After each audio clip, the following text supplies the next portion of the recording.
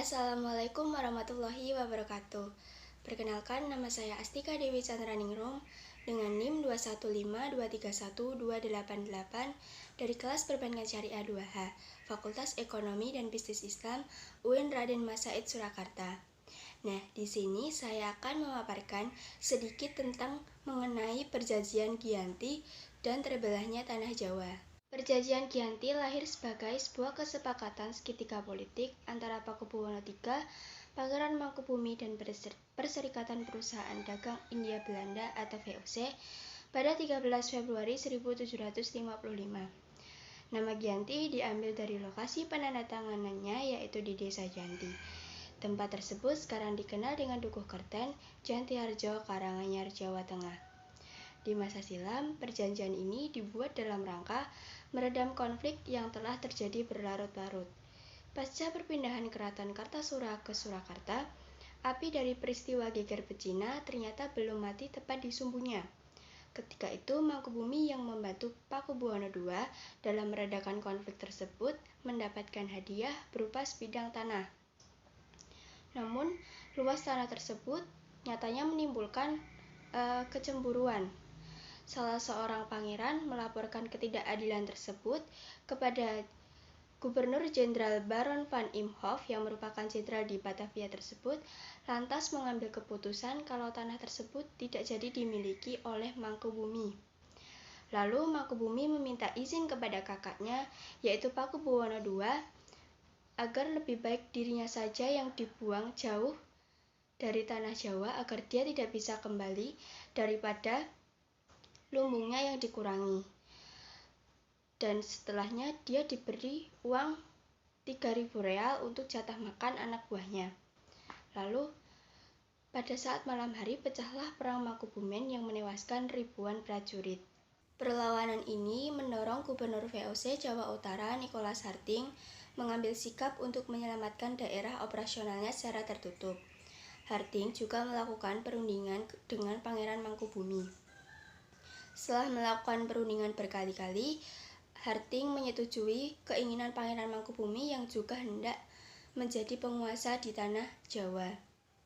Pada 23 September 1754, nota kesepahaman VOC dan Mangkubumi terlaksana, dan nota tersebut disampaikan kepada Pakubuwono III, sang pengganti Pakubuwono II, dan disetujui. Nota tersebut menyatakan bahwa Pangeran Mangkubumi mendapatkan wilayahnya. Kesepakatan ini mendorong terjadinya sebuah perjanjian yang dikenal dengan Perjanjian Giyanti. Penandatanganan Perjanjian Giyanti ini menjadi pangkal dari terbelahnya Tanah Jawa menjadi dua bagian, atau yang biasa disebut dengan Palihan Nagari. Hal ini menjadi awal mula naik tahtanya Pangeran Mangkubumi di Yogyakarta sebagai Sri Sultan Hamengkubuwono I dengan gelar Senopati ing Halaga Sayyidin Panatagomo Khalifatullah sejak ditandatangani perjanjian tersebut pada 13 Februari 1755. Lalu 2 hari kemudian, tanggal 15 Februari, ada pertemuan untuk meneruskan pembagian aspek tadi, yaitu atribut-atribut keraton, misalnya keris, lalu bahasa dan juga tari. Akan tetapi, keterbelahan masyarakat Jawa tidak terjadi seketika pasca Perjanjian Giyanti. Proses pembagian wilayah dan juga aspek-aspek lain seperti bahasa mengalami proses panjang yang berjalan seiring waktu. Perjanjian Giyanti yang tidak merinci pembagian wilayah pada akhirnya menimbulkan rentetan-rentetan peristiwa. Sementara itu, pasca Perjanjian Giyanti, Raden Mas Said atau Pangeran Sambernyawa masih melakukan pemberontakan. Seperti halnya Mangkubumi, Pangeran Sambernyawa yang merupakan terah dari Pakubuwono turut menuntut hak menjadi penguasa wilayah. Dalam gerakannya, Pangeran Sambernyawa berhasil melawan satu kelompok pasukan VOC. Kemudian dia juga hampir membakar keraton yang baru saja didirikan di Yogyakarta. Setelah perang bertahun-tahun, akhirnya VOC menyudahi dengan penandatanganan Perjanjian Salatiga pada tahun 1757,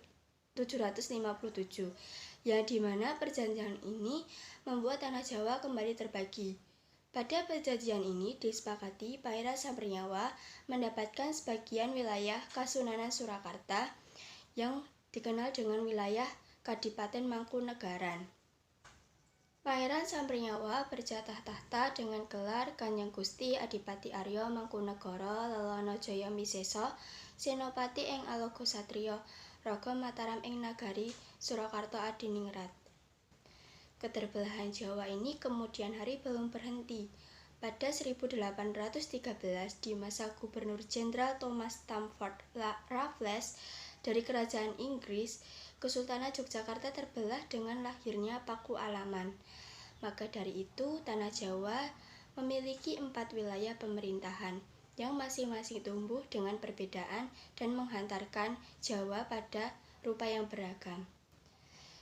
Kasunanan Surakarta dan Kadipaten Mangkunagaran dijadikan situs cagar budaya, sedangkan Kasultanan Yogyakarta yang di dalamnya terdapat Paku Alaman menjadi daerah istimewa. Sekian pemaparan tentang Perjanjian Giyanti dan terbelahnya Tanah Jawa dari saya. Apabila ada kesalahan saya mohon maaf. Terima kasih. Wassalamualaikum warahmatullahi wabarakatuh.